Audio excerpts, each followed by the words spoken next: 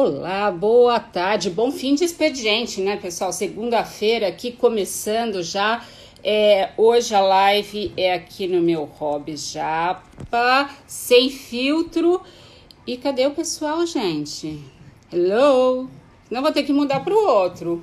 Vamos lá. Ah, ok. Tudo bom? E aí, Fê? Agora é o pessoal entrando, né? Obrigada. Vamos começar aqui a nossa live fim de expediente. Vamos ver, Vandinha, aqui. Oi, já achei o Fernando. Peraí, vou acenar aqui para ele. Peraí, Fernando, já vou mandar aqui pra gente se falar. Calma aqui. Aí.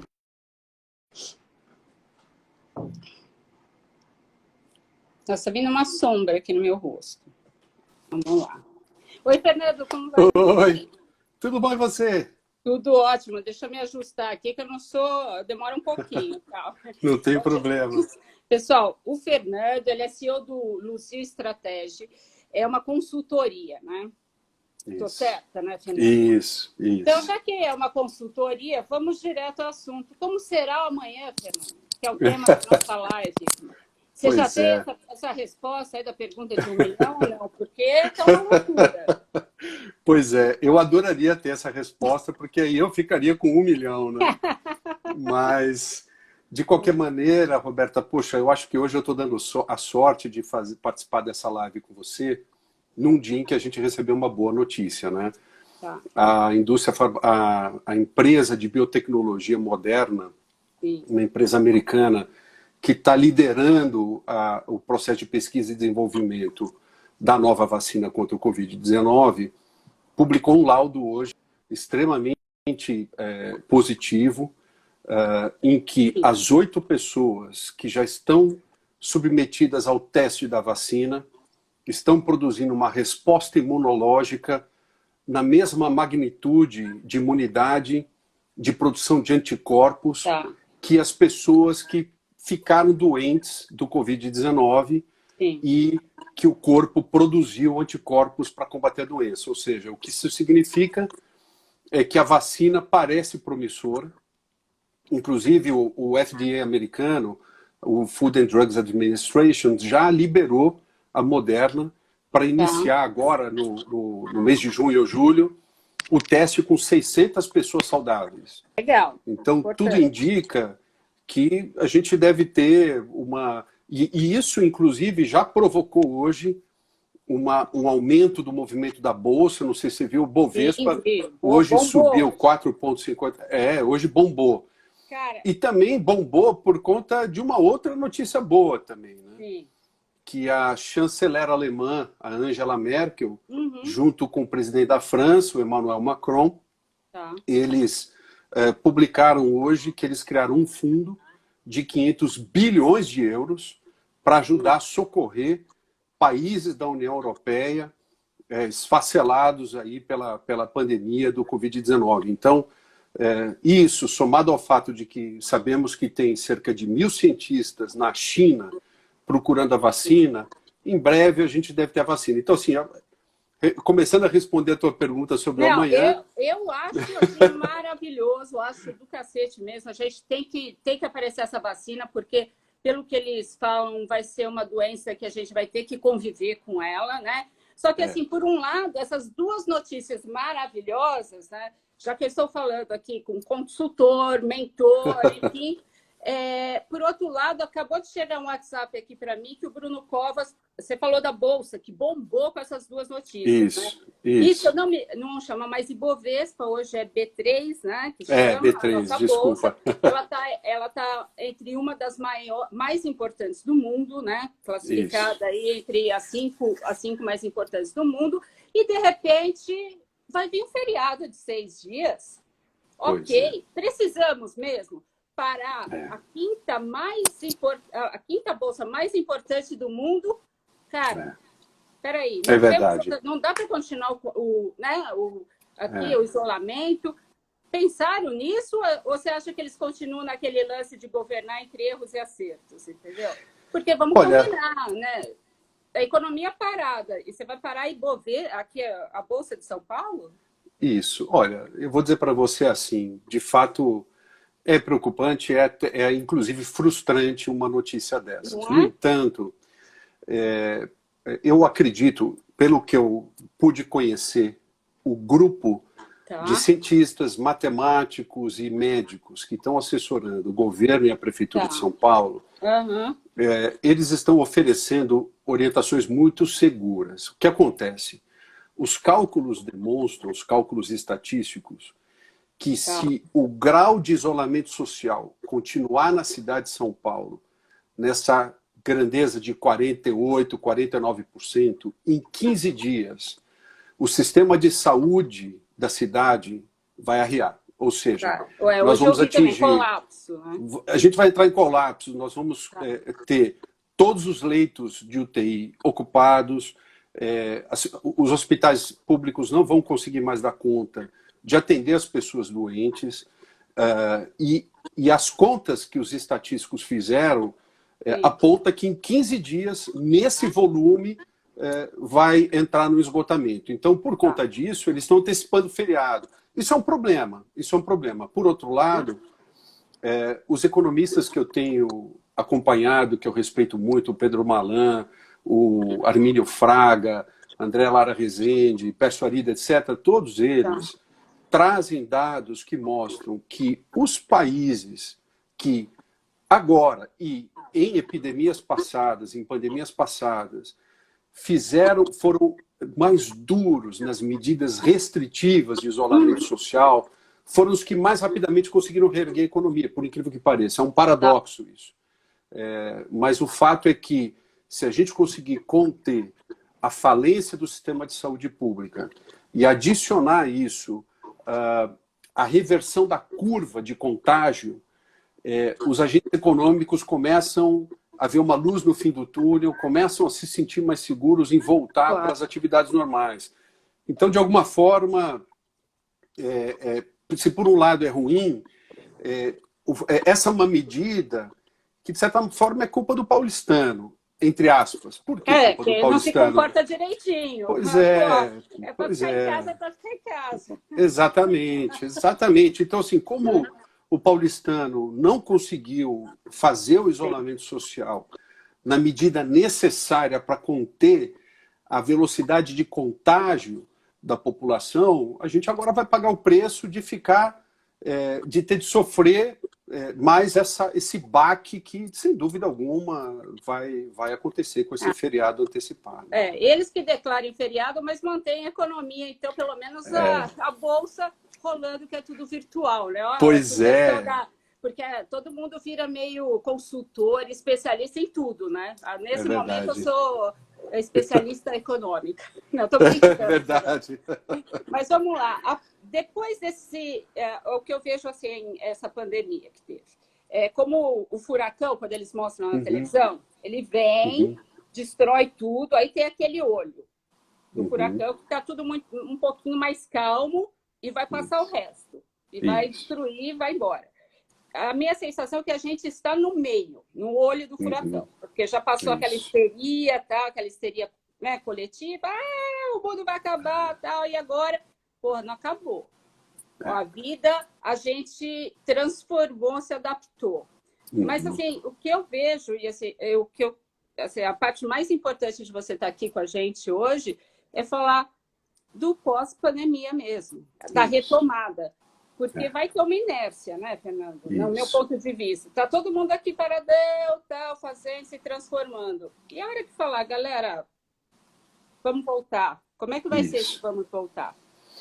Então, eu acho que esse vamos voltar, ele vai ser positivo em que sentido? Está todo mundo segurando os cavalos.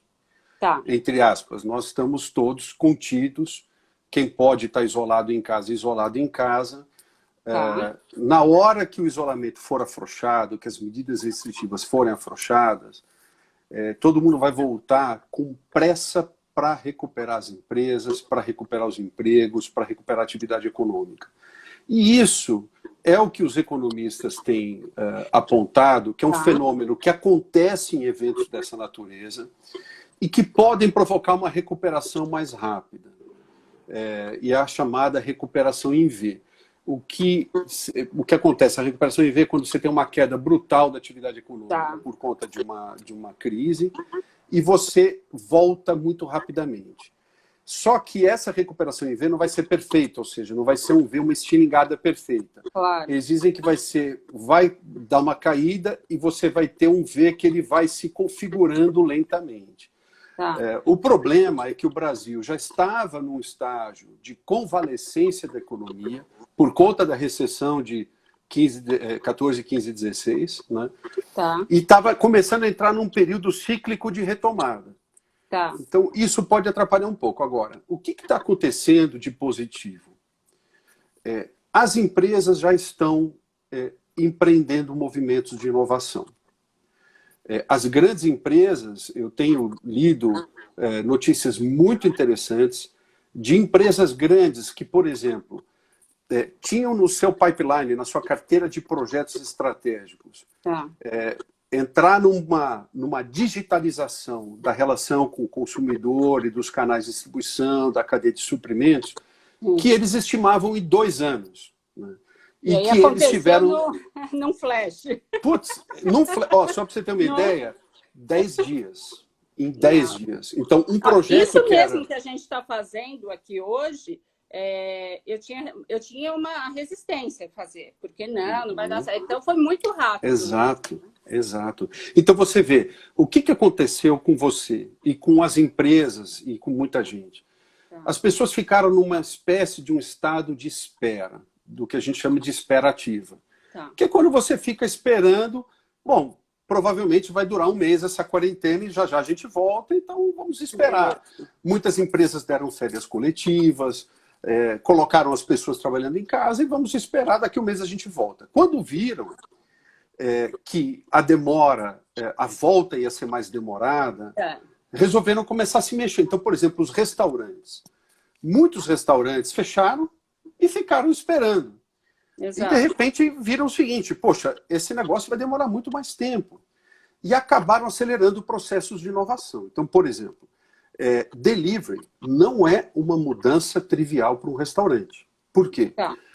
Uma coisa é você ir num bom restaurante comer um bife à milanesa, em que ele sai da frigideira para a tua mesa.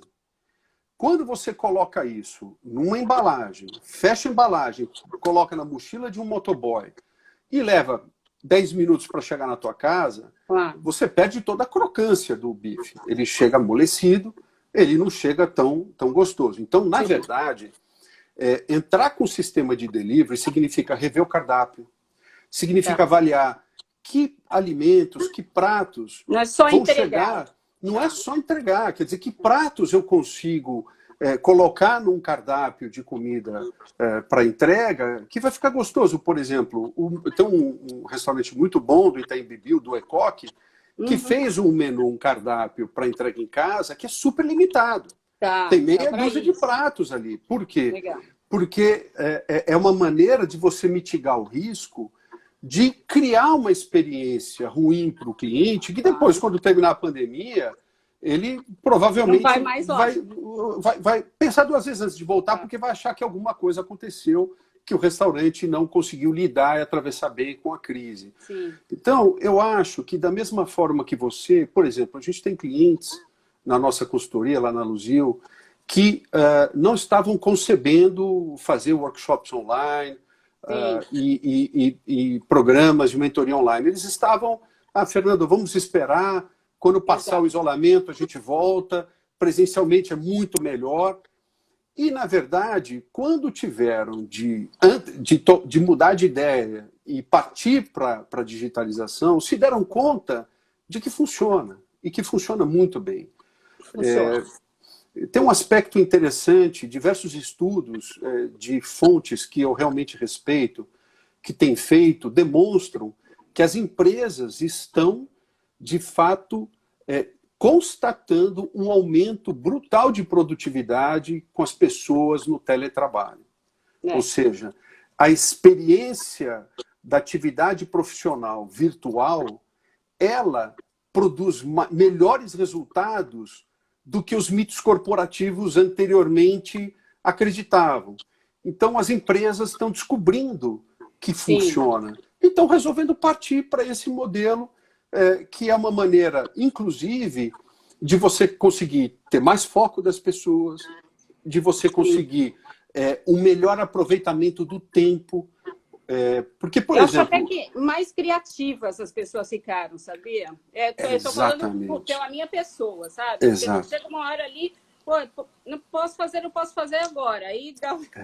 Exatamente, exatamente. E veja, as pessoas tiveram de reimaginar o seu ambiente de trabalho em casa, tiveram de mudar a logística em casa, tiveram de negociar limites e fronteiras com a família para conseguir que os filhos tenham espaço para estudar online e com que os pais possam também trabalhar online sem interferências. Não é fácil, é um desafio muito grande, mas isso tudo traz aspectos muito positivos, porque, por exemplo, eu te confesso que eu vou sentir saudades da abundância de conhecimento gratuito e também pagos a preços acessíveis que a internet hoje tem disponibilizado de maneira abundante. Então, deixa eu dar um pouco do que eu quero dizer. Se eu quisesse ouvir o Júlio Godard, que é um sociólogo, um antropólogo, um administrador da London Business School, que eu muito admiro, se eu quisesse escutá-lo, eu teria de pegar um avião, ir para a London Business School, me matricular num curso de 5 dias que custa 7.500 libras, que é uma fortuna, ter de ficar num hotel, pagar passagem aérea, etc., para assistir uma semana de aula. Hoje, eu consigo ver, dia sim, dia não, ouvi-lo falar na internet. Os debates... Isso é muito bom. Isso é muito bom. Esse é o lado bom, né? Tem que ver tudo. Exato. Exatamente. E você acha que o mundo vai ficar mais colaborativo também, nesse sentido que você está falando, sabe? Poxa, não vai voltar, não vai ter como zerar como era, né? Falar, não, vamos fechar as portas de novo. O que você acha? Poxa, eu acho essa tua pergunta fantástica. Eu vou te dizer que ela tem 2 dimensões. A primeira é que essa pandemia está provocando a emergência do que alguns sociólogos chamam de sociedade da colaboração. Nós temos visto, desde um Itaú criando fundos com R$1 bilhão doados pelo banco, até famílias empresárias, outras empresas, desde uma Natura até várias redes de varejo, se juntando, como por exemplo a Magazine Luiza, estão se juntando para, numa iniciativa solidária, ajudar a reduzir os impactos da desigualdade social e ajudar a salvar as pequenas e médias empresas. E isso está acontecendo em nível nacional.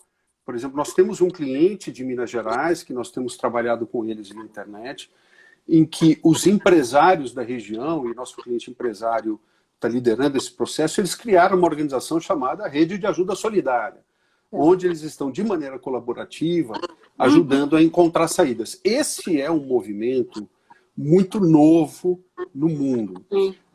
E por quê? Porque é um movimento da sociedade civil em torno de ajudar a mitigar os impactos da recessão e da pandemia. E eu acho que também tem uma outra dimensão da pergunta, que é o que você mencionou, que é o fato de que as pessoas vão estar mais tolerantes de alguma forma e colaborativas no sentido de compartilhamento de conhecimento, no sentido de experimentar a interação por novas plataformas,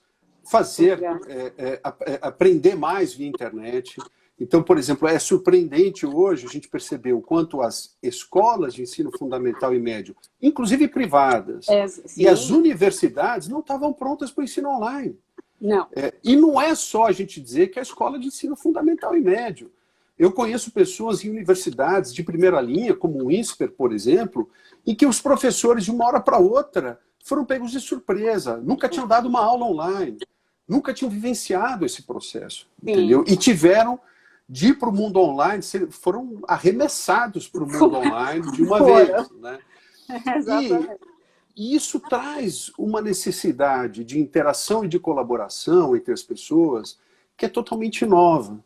E eu acho que isso é um dos aspectos positivos, né? A sua pergunta da abertura, como vai ser o amanhã, eu acho que um dos aspectos desse amanhã, que eu vejo de maneira esperançosa, é que esse legado dessa experiência colaborativa, dessa experiência solidária, de que ela permaneça. E grandes empresários têm dito isso publicamente. Eles têm dito, olha, eu acho que a solidariedade veio para ficar.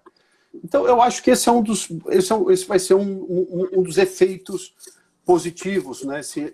Embora essa seja uma crise com efeitos colaterais assustadores, até com as milhares de pessoas que morreram nessa história, esse é um aspecto que a gente não pode negar, que lança um sinal positivo para o futuro. Né? Aqui tem um comentário muito bacana que eu vou ler e depois eu vou te fazer a pergunta, tá? Com o aumento do desemprego, impacto na renda, se pelo menos 50% da população, né, teve a queda de Selic, receio de consumir pela incerteza do amanhã, empresas brasileiras vão focar esforços no Target Brasil, tá? Que é um comentário do Rafa.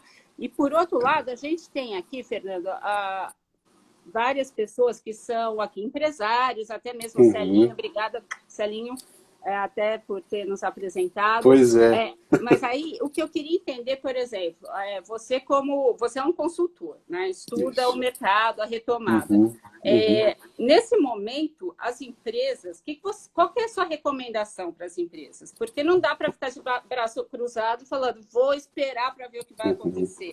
Imagino que seja isso, né? Isso. De alguma forma, eles têm que começar, não sei, a se preparar. Não sei se a palavra é se preparar, né? Mas o que você acha, assim, principalmente, não estou falando das grandes, mas a pequena, das pequenas, que sofreram porrada forte.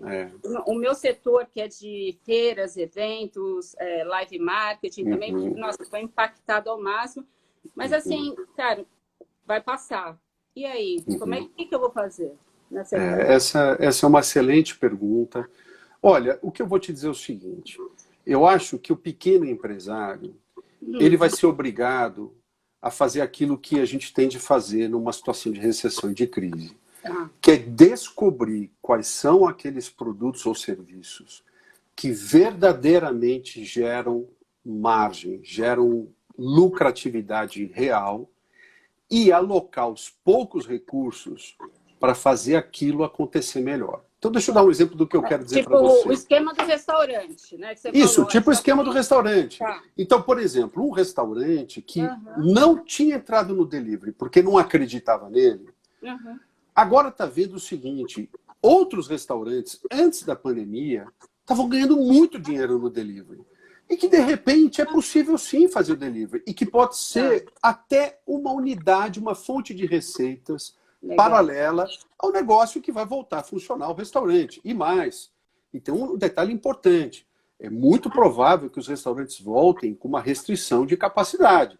Ou seja, não vai poder lotar o restaurante com todo mundo, um do lado do outro. Então, a receita do restaurante, mesmo no modelo tradicional, vai cair por algum tempo, até que a vacina aconteça, até que as pessoas se imunizem ou se sintam seguras.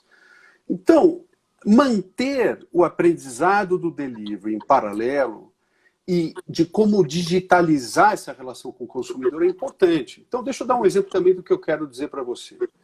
Nós fizemos um trabalho muito interessante para um cliente muito querido nosso, que é a maior indústria de produtos e de ingredientes para a confeitaria do Brasil. E no final do ano passado, início desse ano, nós fizemos uma série de grupos de foco e de entrevistas de profundidade com pequenos varejistas. E uma coisa que me surpreendeu naquela época, eu perguntei para eles, procuramos saber quantos deles já estavam no e-commerce e vendendo online, e o resultado foi ínfimo. Por exemplo, num grupo de 10 pessoas, um varejista estava no comércio eletrônico. Né? E aí chegou essa loucura. E qual era o motivo? O motivo era o seguinte, eram as chamadas crenças limitantes ou mitos corporativos, ou amarras de compromissos, que é o seguinte, olha, no meu negócio não funciona a compra virtual, A minha cliente, a minha consumidora, o meu consumidor, eles querem ir até o ponto de venda, eles não vão comprar online. Então só vai me dar um trabalho desgraçado e não vai ter efeito prático nenhum. Entendi. Eu hoje fico imaginando as pessoas que eu conversei em janeiro. Quer dizer, como é que elas estão fazendo hoje? Né? Então, elas tiveram de vivenciar algo que, por uma resistência ou relutância à mudança, foram obrigadas a mudar. Tá. Então, essa é uma questão. E o mais interessante é que, por exemplo, naquele grupo de varejistas, tinha um empreendedor da 25 de março que já estava no comércio online e ele trazia uma experiência extraordinária. Ele dizia, olha, eu ocupei o andar de cima da minha loja agora com a operação online. A operação online gera mais receita do que a minha loja física e eu já estou pegando um pedaço do andar de baixo, eu estou reduzindo o meu espaço, o meu salão de loja, porque eu estou ganhando muito mais dinheiro na internet do que mais. Então, assim, o que eu acredito, respondendo a tua pergunta, é assim, as empresas vão precisar aprender a digitalizar a experiência do consumidor. Então, o pequeno empresário, o médio empresário, tem de procurar pensar nisso. Como digitalizar a experiência? A gente está vivendo isso na nossa consultoria. Nós temos na marra, a gente tem uma consultoria que está há 19 anos no mercado e há 5 anos atrás, no nosso planejamento estratégico, a gente colocou o ensino à distância e a digitalização do conhecimento como uma iniciativa estratégica, que poderia vir a criar uma fonte de receitas acessória, na época era o que a gente acreditava. De uma hora para outra, nós fomos também arremessados para essa arena e a gente ficou surpreso com o resultado extremamente positivo disso. Tanto que agora, semana que vem, a gente começa a segunda turma de um programa de capacitação online e que, para nós, o projeto piloto foi surpreendente, superou todas as nossas expectativas.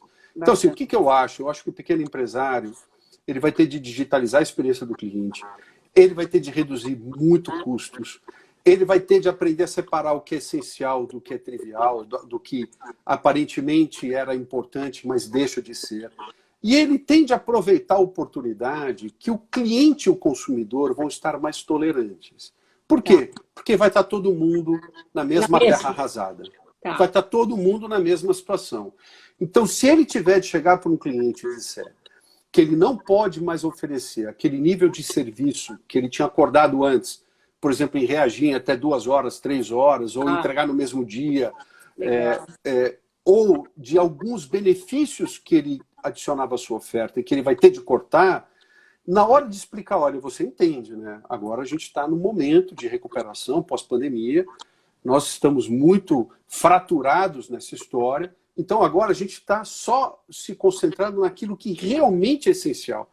E eu acho que do lado de lá, as pessoas vão ser mais tolerantes. Eu tenho essa impressão. E mais, as pessoas vão de fato experimentar a vida digital e vão aprender a viver digitalmente. Então eu acho que essa é uma oportunidade. Agora, eu acho que, e eu digo isso por causa própria, porque eu também, eu estou dizendo isso porque eu vivenciei isso. Eu acho que quem ficou parado esperando, eu acho que perdeu uma oportunidade muito grande de se atualizar e se transformar. O que eu quero dizer com isso? Eu acho que agora é a hora de você estudar, de você aprender a pensar o negócio, aprender a estruturar a estratégia do negócio, porque o que acontece? Promover inovação ou criar novos modelos de negócios, pensar novos ecossistemas de produtos e serviços, precisa de metodologia para ajudar a estruturar o pensamento. Claro. E isso não é só para a empresa grande. Isso é para a empresa pequena. Hoje, por exemplo, se você criar uma startup e você for para uma rodada de investimentos, se você não tiver estruturado o seu modelo de negócios e a sua estratégia usando metodologias que ajudem o investidor a entender o que você está oferecendo para quem e como você faz isso com singularidade em relação ao concorrente, você não consegue passar da primeira entrevista. Então, esse estigma que se criou, que usar ferramentas, metodologias, conceitos para se pensar o negócio, para se estruturar estratégias, é coisa de empresa grande, Não. Isso é um mito que tem de ser A sepultado, tem empresa de jogar grande uma já pá tem de até os cal. departamentos para isso, né? O pequeno e o Exato, médio, não. E agora é a exato. hora. Eu tenho até um amigo que falou, olha, se você ficou 60 dias trancado em casa e não aprendeu nada, não fez nada de diferente, você é um tolo. Não foi essa palavra que ele usou, tá? Mas ele Mas tem é, razão, viu? Se ele tivesse usado essa palavra, eu assinaria embaixo, tá. sabe? Foi um Porque o pouquinho que acontece. pior. Mas, não, Porque sabe o que acontece, Roberta? Eu acho o seguinte: existe um aspecto muito importante de tudo que a gente está vivendo. sim. Todo mundo fala sobre, puxa, será que o novo normal vai ser. Será que a gente vai ter um novo normal? É. E eu assino uma revista americana que eu respeito muito, chamada New Yorker, The New Yorker. É uma revista, é uma instituição nova-iorquina com artigos de fundo de peso. E eu li 2 artigos de um jornalista que está na revista desde 1986, onde ele apresenta dados, infelizmente, convincentes, de que ele acredita que não vai ter novo normal, coisa nenhuma. Que passado esse período. Travei. Aí ele travou na hora de marcar o gol. Fernando, alguém ligou para ele. Celinho, foi você que ligou para ele? Ele já volta, gente. Sai daí que vai marcar o gol. É a hora do gol. Não, né? Ai, Fernando saiu, cacete. Calma. Vou chamar Fernando de novo. Pô, Fernando me abandonou aqui na hora do gol, meu. Fernando. Vamos ver. Ai, não vou embora, calma. Vou me deixar aqui. Isso, Celinho. Não vai embora, não, povo. Fica aí. Deixa eu ver. Então, vou encerrar com o Celinho. O que acabou? Será que acabou a bateria do louco? Fernando! Vou chamar ele aqui no WhatsApp. Não, ninguém vai embora. Ah, não, também não é para ficar rindo de mim, né, gente? Calma. Fernando. Deixa eu ver. Aqui. Ai, Fernando voltou. Calma. Fernando voltou. Calma aí, gente. Calma. Aqui, Fernando voltou. Voltou? Fernando? Desculpa, tá me ouvindo agora? Voltou. Na Poxa. hora de marcar o gol, você me sai, Putz, grila, me desculpa. Eu esqueci de botar no modo avião e entrou uma ligação no meio que derrubou a nossa conversa. Poxa, eu te peço desculpas, viu? Não, mas relaxa, mas marca o gol, que tu sabe, tipo assim, aí travou. Então, o que acontece, voltando para aquele ponto, então tem gente que diz assim, não vamos voltar para o novo normal. Tá. Eu sou de uma corrente do pensamento que acredita que a gente vai sim para o novo normal. E eu vou te explicar por quê. O que é esse novo normal que eu quero dizer?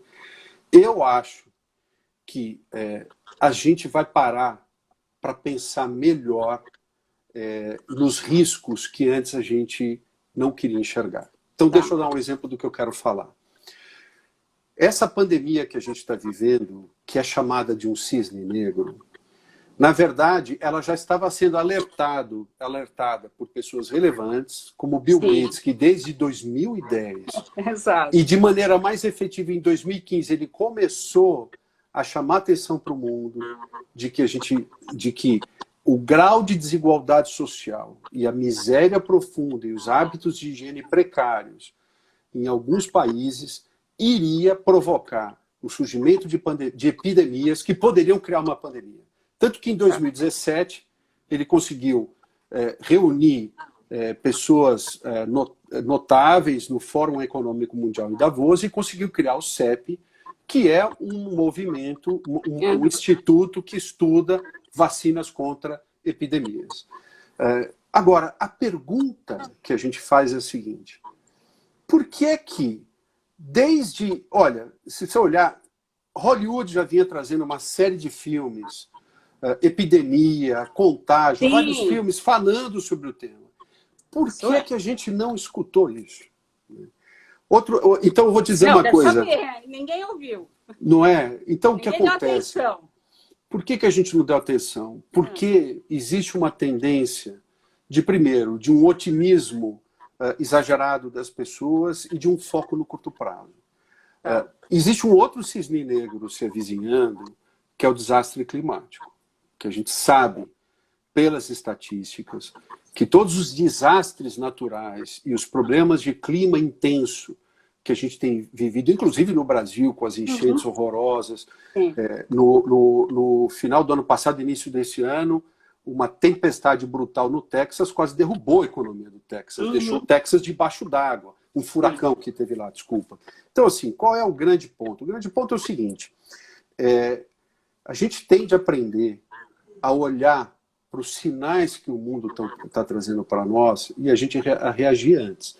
O que me causa um certo conforto é assim, as novas gerações, a gente já sabe que elas se apegam a temas globais mais rapidamente. Tanto é que a gente tem o efeito Greta Thunberg para nos comprovar isso. A Greta é uma garota de 16 anos que podem fazer as críticas que quiserem a ela, mas ela conseguiu mobilizar multidões de jovens e de adolescentes nas ruas em torno de um tema que é a chamada justiça climática. Dizendo assim, olha, vocês estão estragando o mundo que vocês não vão viver lá na frente, mas nós vamos. Então vocês precisam mudar isso. Então o que eu acho que vai acontecer, assim, eu acho que os jovens vão ficar mais conscientes, vão começar a ficar mais exigentes, vão ficar mais sensíveis aos temas globais, vão começar a exigir das marcas e das empresas uma atitude de responsabilidade social e ambiental maior. As pessoas vão valorizar as coisas mais simples, porque eu não sei você, eu imagino que todo mundo, eu fico olhando o dia lindo da janela da sala da minha casa e olhando para aquilo e dizendo assim, caramba, quantos de nós de verdade a gente para no dia a dia atribulado para olhar a janela e curtir um entardecer maravilhoso? A gente não faz mais isso. Eu comentei isso. Logo começou o outono, essas tardes, fim de tardes bonitos, né? Assim, você pegava o Instagram, só tinha post um atrás do outro, né? Do entardecer, aí você fala, porra, sempre teve aí. Por que a gente não olhava para isso antes? Né? Exatamente. Sempre teve aí. Todo dia ele estava ali. E aí as pessoas realmente, eu acho que estão voltando um pouco mais a atenção para o simples, né? Exatamente. Exatamente. Que a gente ignorava, de certa forma, né? Ou pelo dia a dia, enfim. Isso. Mas a gente parecia cantor de churrascaria, nada contra. Mas está lá, mas ninguém está muito, entendeu? É verdade. Sabe que tem lá, mas não sabe o que está tocando, o que está acontecendo. Então, acho que esse simples, as pessoas estão resgatando realmente. Olha, eu ficaria aqui o dia inteiro falando com você. Só mais uma coisa para te dar minha última palavra, assim, minha última mensagem. Eu acho que essa demanda por simplicidade, essa valorização da simplicidade, eu acho que isso vai impulsionar a economia circular. Então, o que eu quero dizer com isso? Por exemplo, a moda, que é uma indústria extremamente poluente, e que os jovens já estão tomando conhecimento disso pelas redes sociais. Eu acho que isso pode impulsionar alguns modelos de negócios muito interessantes. Por exemplo, nos Estados Unidos, um grupo de moda muito interessante que reúne empresas como uma Anthropologie, por exemplo, criaram um modelo de negócios novo de aluguel de roupas, em que você vai a uma loja, você aluga 6 peças, você paga uma assinatura mensal, em que você vai a uma loja, você pega 6 peças de roupas que você pode usar por uma semana e devolver. Se você gostou muito, você pode comprar e ficar com ela. Ou você pode voltar para a loja, devolver aquelas peças e pegar 6 outras peças que você acha interessantes também. Então, esse tipo de iniciativa que é a criação de modelos de negócios baseados na economia circular, eu acho que eles vão ser melhor ouvidos e aderidos pelos jovens que estão vivenciando o trauma de ficarem confinados de maneira inédita nas suas vidas e mais, né? Eu acho que os jovens nunca tiveram uma noção da morte como o Covid-19 está dando. Porque uma coisa é assim, para o jovem, morre-se. Alguém morre, quem morre é velhinho. Ou quem morre é quem sofreu um acidente que foi algo inusitado, ou quem teve um câncer grave que foi uma trapaça do destino. quando de repente esse tipo de coisa acontece, a sensação, a noção da finitude da vida faz com que a gente valorize o presente de maneira muito mais intensa do que quando, para nós, a vida não tinha uma linha de final clara na nossa cabeça. Sim. Então, eu acho que isso cria um senso de urgência para a gente trabalhar no aqui e agora, para construir um mundo melhor, maior. Eu acho que as pessoas vão voltar do isolamento social querendo viver de volta as relações sociais, querendo de volta estar com os amigos, vão sair... Valorizar mais, né? Quem está perto. Vão valorizar mais. Sempre esteve do seu lado e você nem né? Exato. Nem prestava atenção naquilo. Vão ter criado vínculos mais fortes dentro da própria família. Então vão viver um ambiente familiar provavelmente melhor. Ou então vai para outro extremo, né? Que é da crise familiar, do divórcio, como a gente tem visto em alguns países, a curva ascendente de separações, porque uma coisa é você conviver com a companheira ou com o companheiro nos finais de semana ou à noite chegando em casa. Outra coisa é você ficar 24 horas por dia, 7 dias por semana, durante 3 meses, enfurnados dentro do mesmo espaço. Né? Não é nada fácil. Então, não é nada fácil. Ou você cria um vínculo forte, ou você rompe o vínculo. Né? E eu acho que a maioria está fortalecendo o vínculo. A maioria tem descoberto faces da família e das pessoas queridas que antes não tinham descoberto. Então, enfim, para finalizar, eu acho que o amanhã ele pode ser, sim, um novo normal, mais positivo e mais próspero. É o que eu espero e é o que a gente está trabalhando. Até, se você não se importar, só queria comentar que nós criamos um programa para justamente capacitar pequenos e médios empresários, gestores de empresas, em visão estratégica, em gestão de mudanças, gestão de crise. E onde é que a gente acha isso, Fernando? Então, eu já vou procurar no Google, me diga. Pois é. No nosso site ou está no site da... Está no site da Luzil, www.luzio.com.br/e-learning, de learning. A gente vai começar uma segunda turma lá agora, na próxima semana, na terça-feira, dia 26. É uma iniciativa nossa de democratizar o conhecimento da estratégia de alto nível e de dar a oportunidade das pessoas aprenderem o que elas só aprenderiam sentadas numa cadeira de um MBA em Harvard, aprender aqui pela internet, 8 aulas online, ferramentas muito práticas. Você vai ver ali os depoimentos de pessoas que vivenciaram a primeira edição desse programa e que foi muito impactante. Então, essa é a nossa tentativa de contribuir para levar esse conhecimento que você, como você disse, o que eu faço agora? Eu, como um pequeno empresário ou médio empresário, o que eu faço? Esse programa, em 8 aulas, a gente tenta responder isso. Então, fica aí o convite para... Não, tá feito, e a galera, tá feito, depois eu vou colocar lá o endereço. E assim, tudo que você falou aqui hoje, eu sou dessas, assim, que eu dou risada, eu choro, tudo na live, né? Mas, pô, são coisas que eu sei, mas sabe, assim, todo mundo sabe, mas se você não ouve alguém chegar para você aqui e falar, parece que não acorda. Entendeu? E quando você realmente ouve aquilo que você sabe que é para fazer, ou o que vai acontecer, mas ouve de uma outra pessoa, né, e com propriedade, né, aí dá um chacoalhão, sabe? Então, isso assim, foi top, obrigada mesmo. Poxa, eu que te agradeço. Eu sei que a gente não combinou isso, mas assim, os 5 tópicos, então, que eu destacaria aí para pequena e média empresa, a primeira é rever o seu cardápio, né? Seu menu. Isso, não importa que ramo seja. Produtos e serviços. Reduz, isso aí. Dá uma enxugada, limpa, o que realmente me dá lucro, né? Isso. O que eu estou trocando 6 por meia dúzia, o que eu estou pagando para fazer. E então, sem já medo. É uma liçãozinha de casa. E sem medo, né? Porque o empresário, né? Estou falando não executivo, mas o empresário, ele tem um laço afetivo com as coisas, né? Então, vá sem medo, reveja o seu menu.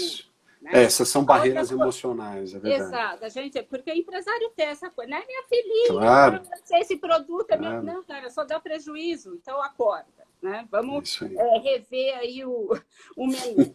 A segunda coisa que você falou, que eu achei muito bacana, e assim, é doloroso, que é a redução de custos, né? É, Tem que fazer uma matemática aí que você deve ajudar a fazer no seu curso, né? Mas vai ter que ter um ajuste, né? Não isso. dá mais para continuar como era antes, porque E não vai tem de ser cortar igual. na, e tem de cortar na carne. Não Não adianta adianta querer ficar só só querendo fazer. cortar a cereja Tá. da ponta do bolo. É A isso aí. terceira coisa é a digitalização mesmo, é partir para o Isso. online também, né? Vai Isso. ter que ir para cima. A quarta é que eu não fui anotando, me ajuda, Fernando. A Vamos deixar quarta 5 coisinhas para é, eles aqui. Vai, vamos. eu diria que a quarta é aprender os benefícios do teletrabalho e, de Tá, fato, colocar as pessoas que não precisam estar no escritório, tá. ocupando metragem quadrada, gastos do escritório e mais perda de produtividade, porque se você fizer as contas de quanto você gasta no deslocamento na cidade, é um dia a dia muito improdutivo. Então, Sim. procurar pegar parte da força de trabalho e colocar trabalhando em casa pode ser algo muito positivo, porque as pessoas já vão estar acostumadas com isso, né? Fora E que você por aumenta a último, qualidade de vida da pessoa, né? aumenta a qualidade, as pessoas trabalham mais motivadas. Agora, não pode só deixar em casa, porque nós somos seres sociais, Sim. nós precisamos do encontro social, então pode-se planejar não somente os happy hours virtuais, mas também encontros presenciais na empresa para discutir sessões de e-learnings, de Sim. aprendizado-chave, trocar ideias sobre as dificuldades, enfim. E o quinto, a minha recomendação é, puxa, aprender, estudar, abrir a cabeça, mudar paradigmas e pensar diferente, porque a experiência que a gente tem em gestão de crises, minha última mensagem para você, ela diz o seguinte: todos os estudos demonstram que na crise a gente se abraça nas coisas que a gente fez no passado e que deram muito certo. E a gente tenta repetir as fórmulas do passado, porque no passado funcionou, a gente parou de fazer, não sei mais porquê, e agora eu vou voltar a fazer. Só que o mundo, hoje e daqui para frente, vão ser diferentes. Então não adianta a gente se abraçar no passado. Fazer A igual. gente tem de se abraçar para criar coisas novas, tem de se abraçar no futuro, tem de se abraçar nesse novo consumidor, nesse novo jovem, traumatizado com o confinamento, com o mundo deteriorado, e falar o seguinte: olha, agora eu tenho de criar um novo normal. Então, vamos deixar um pouco de lado as fórmulas do passado e vamos criar de verdade coisas novas. Porque a tendência é da gente se agarrar no passado nas situações difíceis. Exato. E uma coisa nova pode ser a economia circular, que nem você falou, né? Exato, sem Pensa dúvida nisso, alguma. pessoal. É isso Foca aí. nisso. É isso Fernando, aí. olha, eu não Muito tenho bom. palavras para agradecer, Poxa, eu que te porque agradeço. além de você compartilhar seu conhecimento, foi tipo uma sessão de terapia. Ah, que bom, fico muito feliz. Porque realmente é aquilo. Você falou Ah, que tudo bom. que não só eu, mas muita gente aqui, depois dá uma olhadinha nos comentários, precisava ouvir. Ah, Né? que legal, fico E muito galera, não feliz. fique Poxa, esperando, não espera passar a pandemia para começar a fazer é alguma coisa. isso. Vamos começar agora. Vamos É ficar, né? isso. A gente tem que se preparar. É, E assim, eu não tenho palavras pelo seu tempo. Obrigada mesmo, de coração. poxa, Espero que a gente prazer. volte aí com mais coisas, mais terapias aqui para É isso aí. mandar sugestões. Celinho, valeu, Boa. obrigada mesmo. Obrigado, Valeu. Célio, obrigado. Pô, sempre que você tiver aí algum insight, alguma coisa, volta, sabe, me dá um toque, vamos voltar, porque tem que compartilhar, não pode guardar só para si, né? Muito bom, Roberta. Obrigado pelo espaço, pela oportunidade. Foi um prazer enorme falar com você, viu? Show. Valeu, obrigado, beijo. Obrigado. Tchau. Tchau. Obrigado.